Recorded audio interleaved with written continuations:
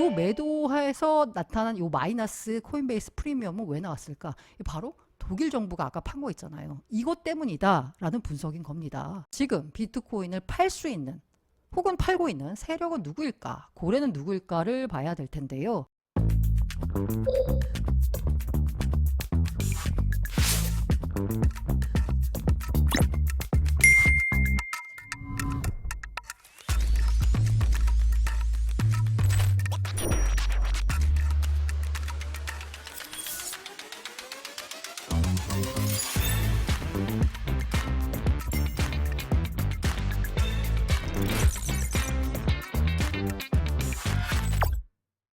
알고 아닌 미국 비트코인 누가 또 팔까요? 촬영 시각은 6월 21일 낮 12시 20분 경입니다. 자, 비트 걱정은 안 해도 될 듯 합니다. 제가 24년부터 올 들어서죠. 그래프를 갖고 와 봤어요. ETF 승인되면서 쭉 올라간 그 가격대가 뭐 왔다 갔다 하고 있고 뭐 6만 5천이 무너졌네 난리지만 이 큰 그림에서 보자면 반년만 놓고 봐도 상당히 높은 수준에서 현재 거래가 되고 있습니다. 다만 최근에 기분이가 조금 안 좋거든요. 왜 그러냐? 요건 6월 들어서 비트코인 가격을 시간봉으로 본 겁니다. 뭔가 느낌이 계단식으로 내려오는 것 같은 느낌적인 느낌 안 드세요? 아, 이거 기분이 살짝 안 좋습니다. 어쨌든 최근에 비트코인 가격에 대해서 가장 큰 영향을 미치는 ETF 자금 흐름을 보자면요. 18일 화요일 날, 또 유출이네요. 1억 5,240만 달러 순유출이 있었고요. 20일 목요일에도 역시나 1억 달러 이상의 순유출세로 마감할 것 같습니다. 자, 19일에는 휴장이었거든요. 수요일에는. 그러다 보니까 월, 화, 수, 목 4일간 순유출세가 이어지고 있고요.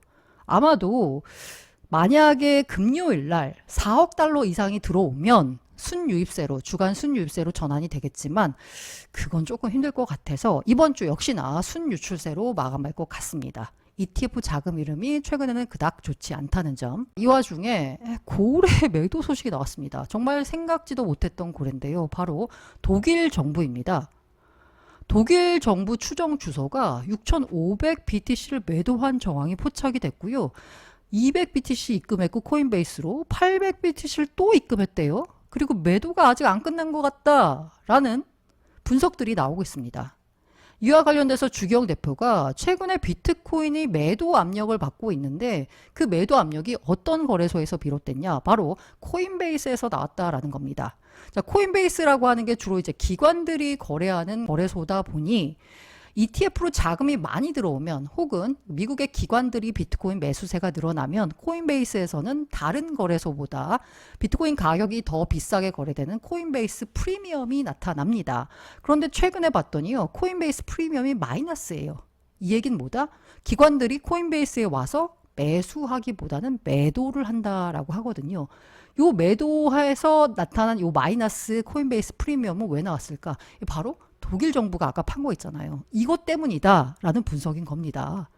문제는 뭐냐면 독일 정부가 들고 있는 비트코인이 아직 5만 개나 있습니다. 남았습니다.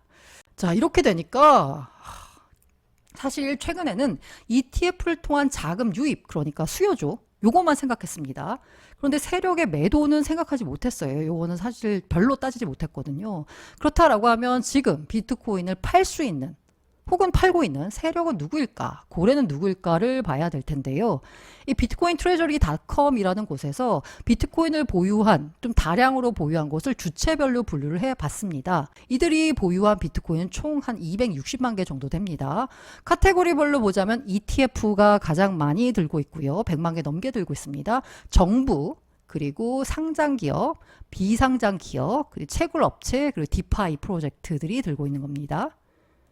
자, 일단 어떤 세력이 들고 있을까를 봤을 때 독일 정부가 팔았다라고 하니까 정부를 먼저 들고 와봤습니다. 정부 가운데선 누가 가장 많나요? 네, 당연히 미국입니다. 그리고 중국, UK 뭐 이런 순서입니다. 미국 같은 경우에는 20만 개가 넘게 있습니다. 자, 근데 미국이 파는 건요, 제일 무섭죠. 미국이 파는 게 20만 개나 들고 있으니까. 하지만 미국은 앞서 팔았던 그 전례를 보자면 한꺼번에 안 던집니다. 적당히 가격 충격을 줄이면서 파는 경향이 있거든요. 그런데 아까 여기 봤을 때 좀 무서운 게 사실 중국 아니었나요? 중국이 19만 개 넘게 들고 있어요. 이 중국 같은 경우에는 뭔가 잘 뭐 투명하게 정보도 공개가 안 돼 있고 사실 뭘 하는 데인지 잘 모르다 보니까 혹시라도 이거 갑자기 확 던지는 거 아니야? 걱정이 되잖아요. 그런데 이 중국 정부가 보유한 비트코인이 이미 대부분 매도됐을 거다라는 주기영 대표의 분석이 있었습니다. 사실 중국 정부가 보유한 이 19만 개의 비트코인의 대부분은 이 플러스 토큰이라는 다단계의 스캠 토큰이 있거든요. 이 프로젝트가 슈킹한 비트코인이 거의 대부분이다라고 보시면 되거든요. 이게 무려 19년에 진행된 일이었고요. 당시 굉장히 뜨거웠습니다.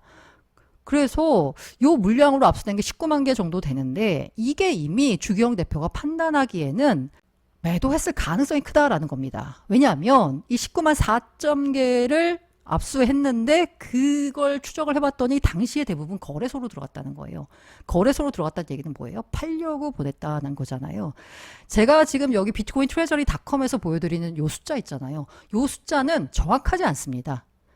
이 숫자는 이 공개된 뉴스나 아니면 뭐 지갑 추적 업체들이 추적한 거 기타 등등의 우리가 알 수 있는 정보만 모아서 대충 이 정도 들고 있을 거다라고 추정하는 겁니다.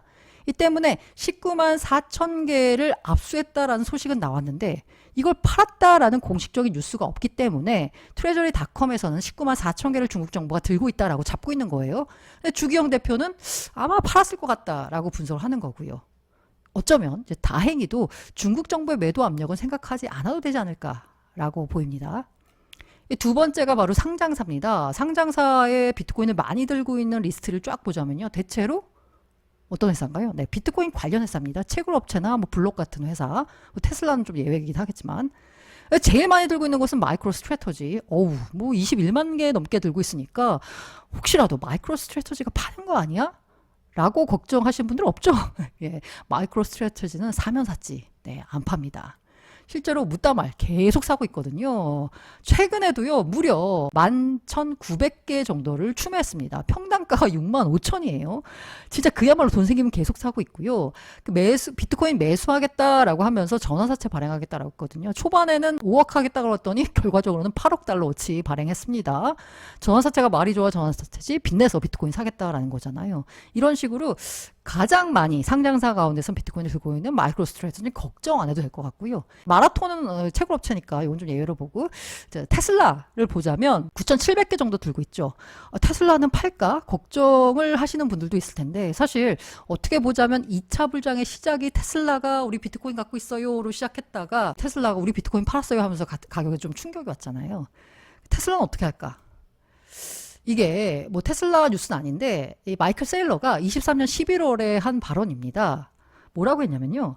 기업 보유 비트코인에 대한 공정가치 회계 규정이 조만간 도입된다. 장기적으로 기업들이 비트코인을 보유하고 재무제표에 포함시켜 주주가치를 창출하는 길이 열릴 것이라고 했습니다. 공정가치 회계 규정이 도입된다라는 건 뭐냐면요. 지금까지 회계 규정은 비트코인을 삽니다. 만약에 매수 가격이 5만 달러예요. 그런데 비트코인 가격이 떨어져서 4만 달러가 됐어요. 그러면 10,000달러 손실이네? 라고 재무제표에 손실을 표시해야 됩니다. 그런데 5만 달러에 산 비트코인이 6만 달러가 됐잖아요. 그럼 10,000달러 수익이잖아요. 그럼 나 10,000달러 수익이에요 라고 재무제표에 표시할 수 있냐? 없습니다. 표시를 하려면 그 비트코인을 팔아야지.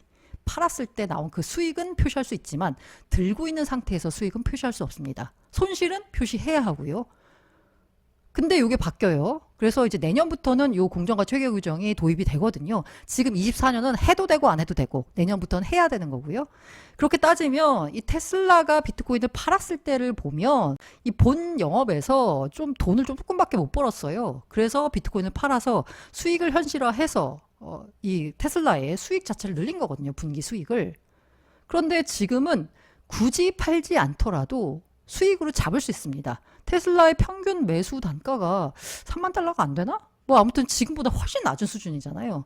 때문에 테슬라가 뭔가 실적이 안 좋아서 이걸 재무제표로 마사지가 필요할 때는 과거에는 비트코인을 팔아야 됐다면 근데 지금 안 팔아도 수익으로 잡잖아요. 그럼 굳이 팔 필요가 없다는 거죠. 그래서 테슬라도 굳이 팔지 않지 않을까라는 게 제 개인적인 생각입니다. 자, 그리고 세 번째가 비상장사가 있습니다.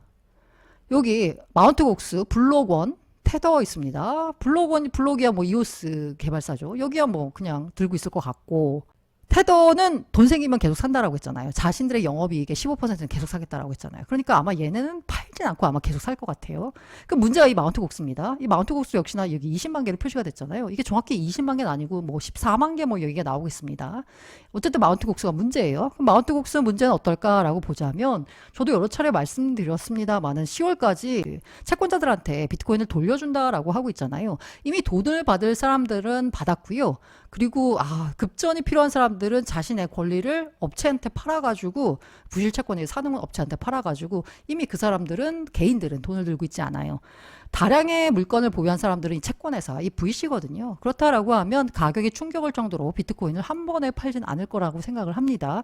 그래서 카이코 같은 경우에도요, 마운트 곡스발 비트코인 매도 영향은 미미할 것 같다라고 했어요. QCP 캐피탈은 10월까지 마운트 곡스발 리스크가 지속될 수 있다라고 했는데, 이 리스크가 지속될 수 있다는 게 상승을 제한하는 문제이지 하락의 영향은 이 QCP 캐피탈 역시 그렇게 크다고 보진 않았습니다. 때문에 마운트 곡스 같은 경우에도 뭐 크게 걱정을 하지 않아도 되지 않을까라고 합니다만은, 제가 너무 긍정 편향인가요? 네.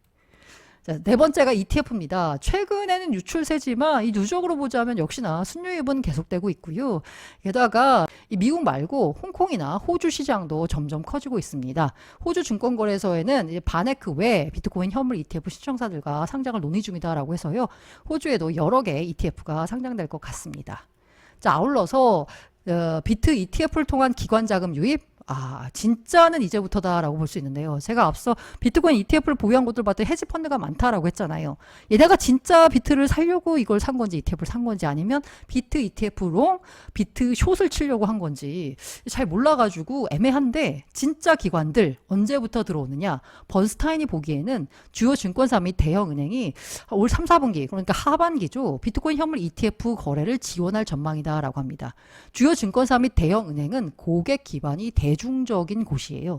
이곳에서 ETF 거래를 지원하면서 고객들에게 ETF를 추천한다면 진짜 기관 자금이 들어오게 되는 거겠죠. 이 다섯 번째가 채굴업자들입니다. 반감기 맞아서 이미 팔 곳은 팔고 정리할 곳은 정리하고, 지금 현재 채굴업자들이 들고 있는 물량이 그닥 많지 않다는 점이, 어떻게 보면 지금 현재 뭐 많이 들고 있는 것 같지만 과거와 비하면 많이 줄었습니다. 라는 점은 이제 긍정적이다라고 봐야 될 것 같고요. 그리고 이제 매도를 원하는 이들이 모이는 곳은 바로 거래소죠. 이 거래소의 비트코인 잔고가 3년 내에 최저다라고 합니다. 그렇다라고 하면 매도 압력이 낮아졌음을 시사하는 거고요. 저는 약간 무엇보다도 긍정적인 거예요. 길게 보면 아까 기관 자금 들어온다라고 했는데, 기관 자금도 결국은 리테일 자금이 모여서 들어오는 거잖아요. MG가 코인을 좋아합니다. 미국의 부유층을 봤더니 나이가 어릴수록 암호화폐 투자를 선호한다라고 해요.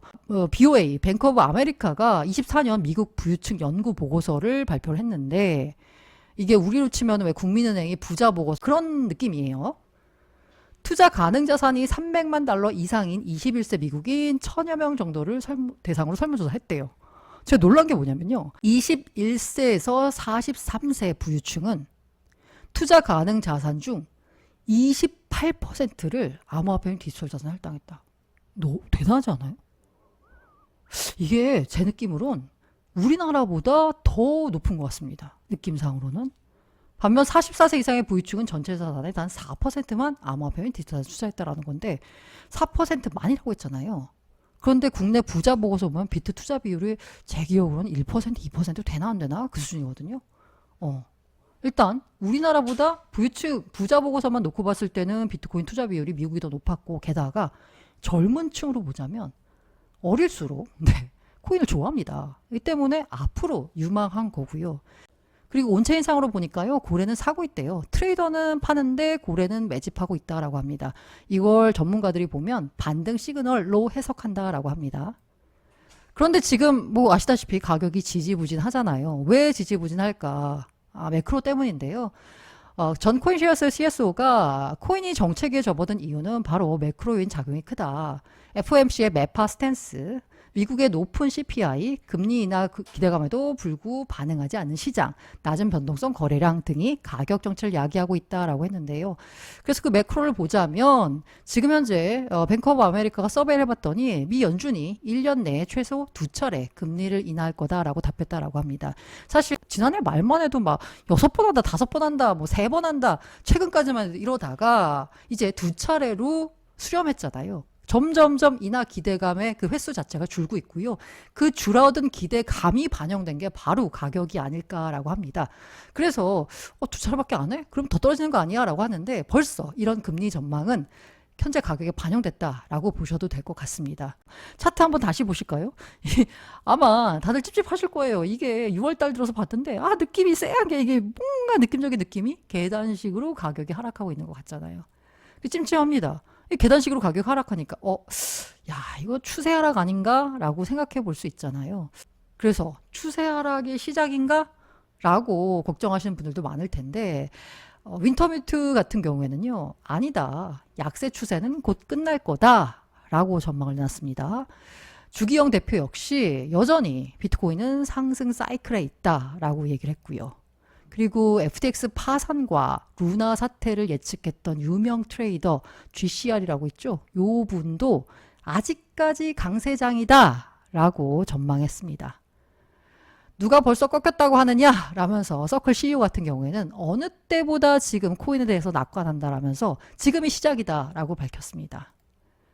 게다가 이 아서이즈 같은 경우에는 특히나 이 유동성을 가지고 코인 시장의 상승과 하락을 예측하는 이 분석을 하거든요. 달러 기반의 불결한이라는 표현을 썼어요. 불결한 글로벌 금융 시스템이 유지되려면 달러화 공급량 증가는 불가피하다. 이는 암호화폐 강세장을 뒷받침하는 한 축이 될 뿐이다 라고 했어요. 지금 현재 이 달러 중심의 통화 시스템을 유지하려면 달러를 찍어낼 수밖에 없고 그렇게 되면 유동성이 늘어나는 거기 때문에 시장 유동성이 늘어나는 거기 때문에 코인은 강세장이 필연적으로 될 수밖에 없다라는 겁니다. 지금이야 뭐 매파적 기조로 해서 유동성을 조인다 어쩐다 말이 많지만 결과적으로는 유동성을 공급할 수밖에 없거든요. 그래서 원형적 사고로 마무리를 하자면 리얼 비전 같은 경우에 비트코인이 무려 내년 중순까지 24만 달러, 3억 원을 돌파한다라고 합니다. 너무 희망이론가요? 그래서 이제 고래 얘기가 나온 김에 제가 기쁘다 PPL 오셨네. 피가 되고 살이 되는 신간 이벤트 소개 하나 해드리겠습니다. 바로 신간은 비트코인 고래들의 투자 비밀입니다. 거대 투자자의 움직임을 추적하는 온체인 데이터의 혁명이고요. 책은 누가 썼느냐가 중요하죠. 과연 저자는 미그놀렛이라는 분입니다. 아마 트위터를 팔로잉 하시는 분들도 상당히 많으실 것 같은데요. 저도 그 중에 한 명이고요. 이분이 왜 이렇게 팔로워가 많고 유명하냐를 보면은요. 사실 올해 거의 작두탄 수준으로 시장을 전망했습니다. 3월 14일에 전체 매도했습니다. 두 번째 수익 실현을 여기서 진행하겠습니다. 라고 발표했어요. 이 놀랍게도 이분이 나 매도했어요. 이제는 조금 시장을 비관적으로 봐요라고 한 요 지점이 정확히 고점을 찍었습니다. 반등 지점도 정확히 예측했습니다. 5월 1일에 저는 다시 낙관론자입니다. 라고 했는데 이 그래프 보이시죠? 여기서 정확히 저점 찍고 위로 올라왔습니다. 그래서 이렇게 제가 말씀드리니까 많은 분들이 궁금해하세요. 그러면 최근에 미그놀렛님의 관점은 뭔가요? 라고 해서 제가 6월 19일 기준으로 올라온 트윗을 봤습니다. 제가 3월 초 비트코인을 매도했던 여러 가지 이유 중 하나가 장기 홀더들이 수익 실현을 하기 시작했기 때문인데 지금은 장기 홀더들이 팔고 있지 않다라고 합니다. 이 때문에 크게 관점은 바뀌지 않았다라는 게 미그놀렛님의 현재 시장을 보는 눈이고요. 그러면 이 책은 어떤 책일까? 이 미그놀렛님이 평소 자기가 궁금해하던 그 고민에 대한 해답을 담은 책이다라고 보시면 될 것 같습니다. 차트를 만드는 고래들의 생각을 안다면 속임수와 변수에 모두 대응할 수 있지 않을까라고 생각을 했고 고민을 했고 그 고민에 대한 답으로 바로 온체인 데이터를 보니까 도움을 받을 수 있었다. 시장을 보는 눈을 세력이 어떻게 움직이는지를 알 수 있었다라고 답을 내렸고요. 최근 크게 온체인 데이터의 기본을 나타내는 일부와 온체인 데이터를 활용한 실전 사례를 설명합니다. 그래서 이른바 온체인 데이터 활용 바이블이라고도 표현할 수 있을 것 같고요. 알치님들을 위한 이벤트도 함께 진행합니다. 이 관련 PPL 영상에 댓글 남겨주시면요. 미그놀레님이 직접 선정을 통해서 교보문고 상품권 10,000원입니다. 10분께 드립니다. 단 이 댓글의 유효 기간은 예약 판매 기간인 6월 25일까지이고요. 아울러서 출간 기념 특별 라이브도 진행한다라고 합니다. 오늘 저녁 8시 30분이고요. 미그노래님의 신간 비트코인 고래들의 투자 비밀의 제작 지원을 받았습니다. 모든 투자 판단과 그에 따른 투자 결과는 투자자 본인의 책임입니다.